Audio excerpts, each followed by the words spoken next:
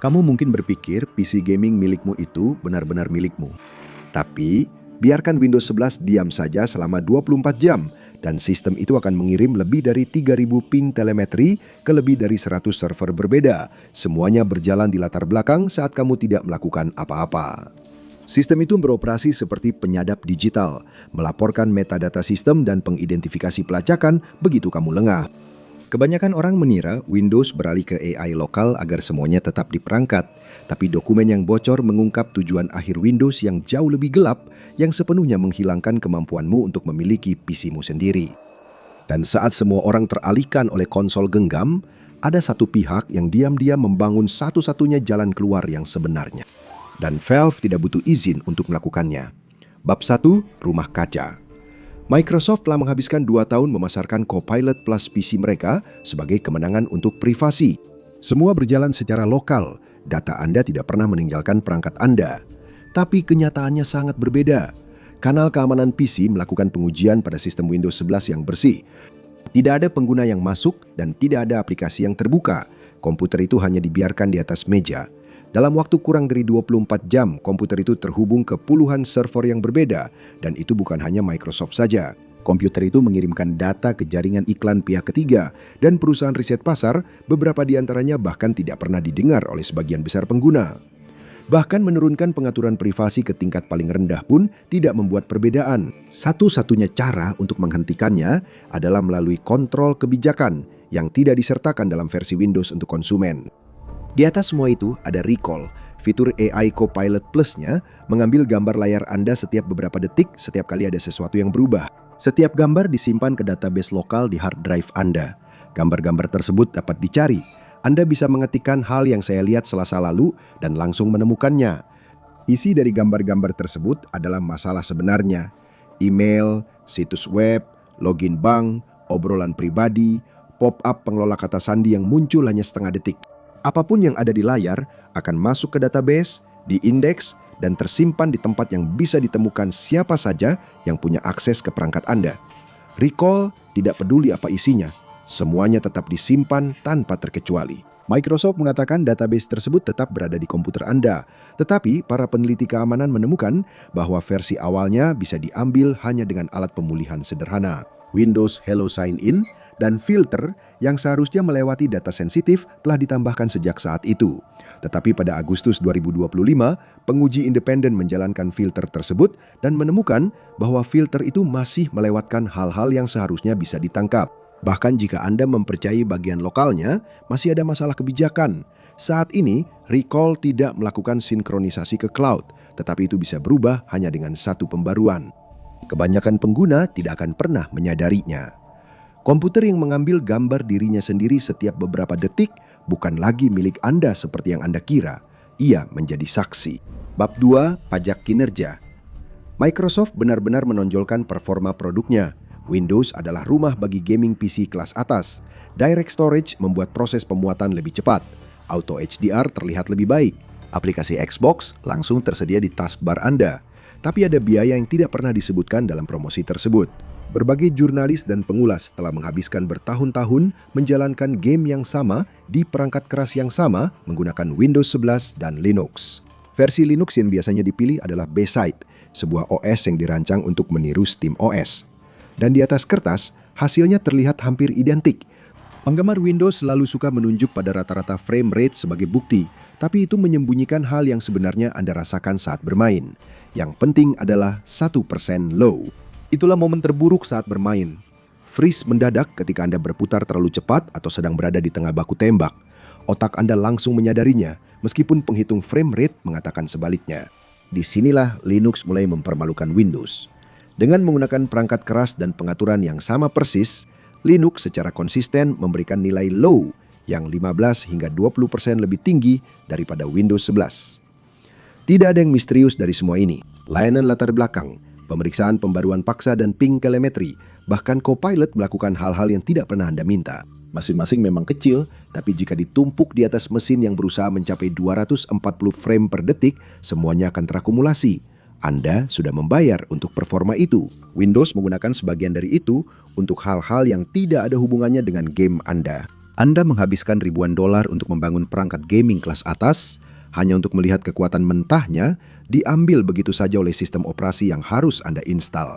Jika Linux sekarang bisa menyamai atau bahkan mengalahkan Windows dalam hal performa, maka hanya ada satu alasan tersisa, yaitu game multiplayer. Selama bertahun-tahun, itulah yang menjadi penghalang utamanya. Bukan karena Linux tidak bisa menjalankan gamenya, tapi karena sistem anti-cheat akan memblokir Anda bahkan sebelum Anda masuk ke dalam pertandingan. Dan begitu penghalang itu hilang, Windows menjadi sebuah pilihan. Bab 3. Ilusi anti-cheat. Untuk waktu yang lama, jawaban atas pertanyaan mengapa tidak lebih banyak orang beralih ke Linux selalu sama. Anda bisa memainkan game single player dengan baik, tapi begitu game multiplayer menggunakan anti-cheat, pemain Linux langsung tidak bisa masuk. Anda menjalankan gamenya dan langsung ditolak bahkan sebelum menu utama muncul. Dan itulah alasan orang-orang tetap menggunakan Windows. Game mereka bergantung padanya. Tapi kemudian sesuatu berubah. Epic menambahkan dukungan Linux untuk Easy Anti-Cheat. Lalu software seperti BattleEye ikut mendukung. Game-game yang sebelumnya tidak didukung tiba-tiba mulai bisa dimainkan dalam semalam. Butuh waktu sekitar 4 tahun untuk menjadi hal yang biasa. Pada tahun 2019, kalau ada yang bilang mereka main Apex Legends atau Halo Infinite di Linux, kamu pasti akan menertawakan mereka. Game-game itu tidak bisa dimainkan di luar Windows. Sekarang orang-orang menjalankan game itu di Steam Deck sambil tiduran di sofa. Begitu juga dengan game PC lama. Sekarang game-game itu justru berjalan lebih baik di Linux dibandingkan di Windows modern.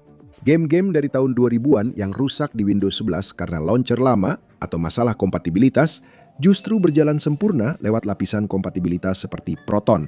Itu adalah upaya terkoordinasi yang terjadi jauh dari sorotan publik. Seseorang mendanai pekerjaan teknisnya, menghubungi para pengembang, menulis kodenya, lalu membangun jalur pengujiannya. Alasan teknis untuk tetap menggunakan Windows sebagian besar sudah memudar untuk game-game yang orang mainkan setiap akhir pekan. Game-game yang masih menolak Linux sebagian besar adalah judul-judul multiplayer kompetitif. Perusahaan besar seperti Epic Games, Riot, dan Bungie menolak membiarkan perangkat lunak anti-cheat mereka yang agresif berjalan di sistem open source. Ini murni keputusan keamanan dan bisnis. Semua ini sejalan dengan hal lain yang nyaris tak diduga siapapun. Bab 4. Anomali perangkat keras.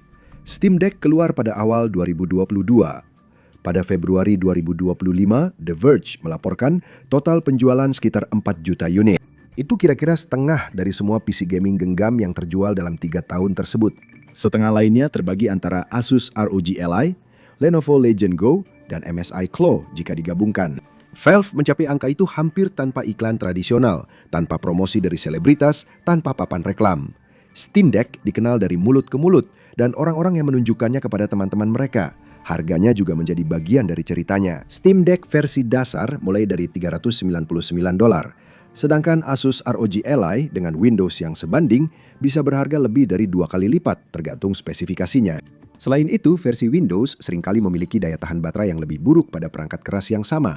Valve menetapkan harga Steam Deck sebagai pilihan default bagi siapa saja yang penasaran dengan game PC genggam.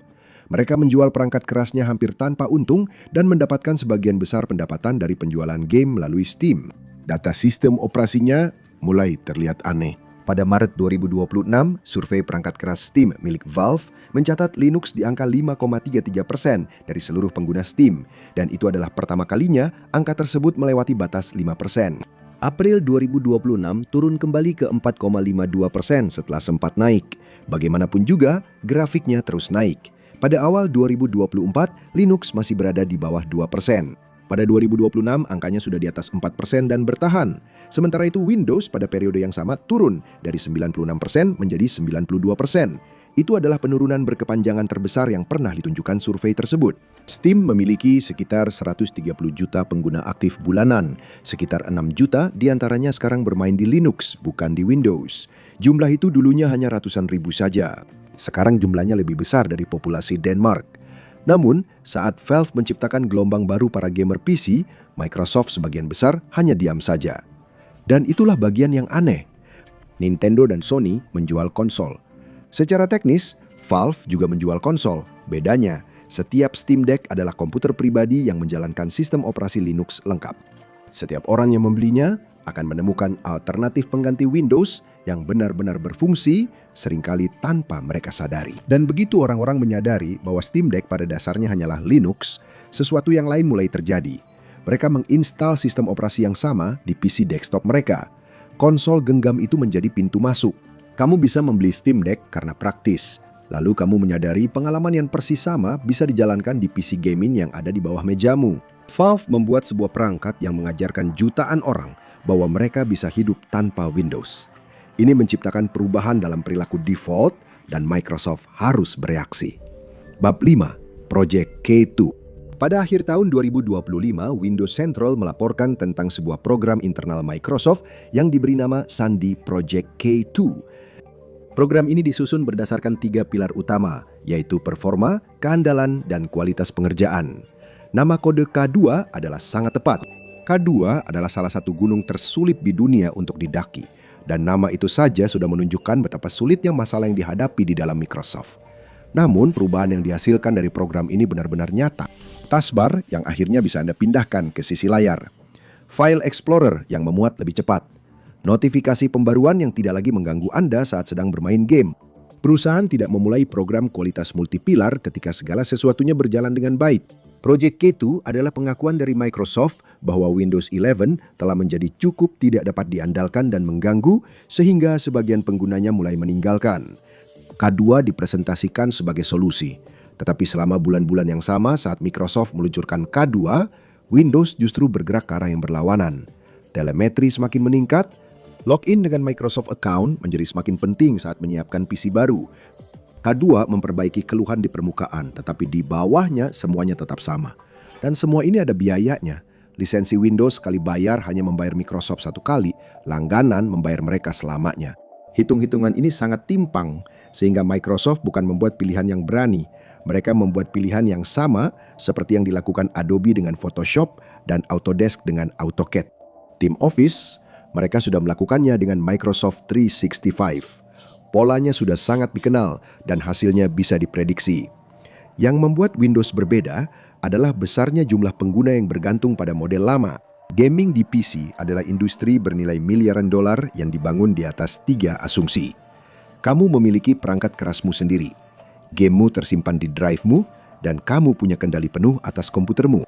Versi Windows, di mana kamu harus masuk dan mulai bermain, serta semua proses berat terjadi di server Microsoft, sama sekali tidak cocok untuk audiens tersebut. Kamu bisa melihat arah ini dalam langkah produk nyata. Xbox Cloud Gaming adalah layanan berlangganan. Game Pass juga merupakan layanan berlangganan. Microsoft Store dibangun di sekitar akun Microsoft. Mengatur PC Windows 11 baru tanpa koneksi internet dulu hanya perlu melewati 1 kotak centang saja. Sekarang dibutuhkan trik khusus yang selalu ditambal oleh Microsoft setiap beberapa kali rilis. Setiap perubahan membuat pengguna biasa semakin jauh dari memiliki komputer mereka sendiri dan semakin dekat dengan hanya menyewa akses ke komputer. Semua ini terasa tidak lagi terjadi secara acak. Recall cocok dengan masa depan, di mana semua yang Anda lakukan dicatat agar bisa dicari oleh AI. Aliran telemetri cocok dengan masa depan, di mana Microsoft mengenakan biaya berdasarkan apa yang Anda gunakan. Perpustakaan game lokal, file simpanan lokal, mod yang Anda pasang sendiri, bermain secara offline. Semua itu tidak cocok dengan arah Windows ke depan. Sebagian dari itu akan tetap ada melalui dukungan untuk sistem lama, sisanya akan menghilang. Sementara Microsoft membangun sangkar ini, Valve telah menghabiskan lebih dari 10 tahun membangun satu-satunya jalan keluar yang benar-benar berfungsi. Bab 6. Pembangunan sunyi. 10 tahun terakhir, Valve tidak benar-benar masuk akal jika Anda melihatnya sebagai perusahaan perangkat keras. Anda harus melihatnya sebagai perusahaan perangkat lunak. Proton yang membuat game Windows bisa berjalan di Linux tanpa pengembang harus membangunnya ulang. Proton mengubah game menjadi sesuatu yang bisa dipahami oleh Linux. Jadi, game lama yang hanya untuk Windows bisa langsung dibuka dan dijalankan. Bagian terakhir itulah yang paling penting. Game tidak perlu diubah lagi untuk berpindah platform. SteamOS adalah versi Valve dari ide tersebut di tingkat sistem. Ini adalah sistem operasi Linux yang terlihat sederhana di permukaan, tetapi tidak disertai dengan pelacakan atau pengumpulan data latar belakang yang biasa dikaitkan orang dengan Windows. Apa yang kamu lakukan di sana tetap tersimpan di komputermu. Steam Input melakukan hal yang sama untuk kontrol. Ini membuat pengontrol apapun yang kamu colokkan berperilaku seolah-olah memang dibuat untuk game tersebut, bahkan jika gamenya sendiri tidak pernah dirancang untuk itu. Kebanyakan orang tidak pernah melihat semua ini bekerja. Mereka tinggal menekan play dan langsung jalan. Tidak ada apapun dalam pengalaman itu yang memberitahu mereka bahwa mereka telah meninggalkan dunia Microsoft. Tetapi sebenarnya mereka sudah keluar darinya.